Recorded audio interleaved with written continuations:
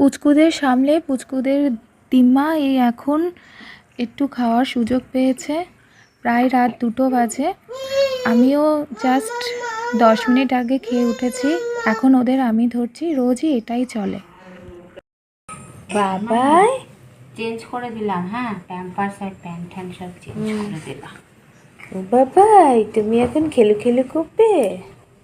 হ্যাঁ মাম্মাম কি বলছে? দাদা কটা বাজে এখন? দাদাকে তুলে দেবা? এই দেখো ঘুমিয়েছে, এই দাদাকে ডাকছে, দেখ দেখ দাদাকে তুলে দেবে। এখন তো 2:30 বাজে। এই তো দাদাকে ডাক, দাদাকে ডাকে না, দাদাকে ডাক, দাদাকে তুলে দেয় না, দাদা ঘুমু ঘুমু করছে। হ্যাঁ দাদাকে একটু ঘুমাতে দাও। দেখো তোমাদের জন্য তো আমরা সারা রাত জেগে বসে থাকি, কিন্তু এবার তুমি একটু একটু করলে তো দেখি।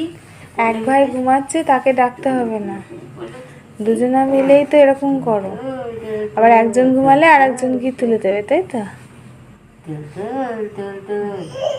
ঘুম নেই চোখে। বলে বাবালে, বলে বাবালে। তুই কি সারা রাত জাগাবি আমাদের? তো ওটাই তো করে বাবা, রোজই সারা 4টে রাত 5টা। জাগাবি? রোজই রোজই সারা রাত জাগাবা?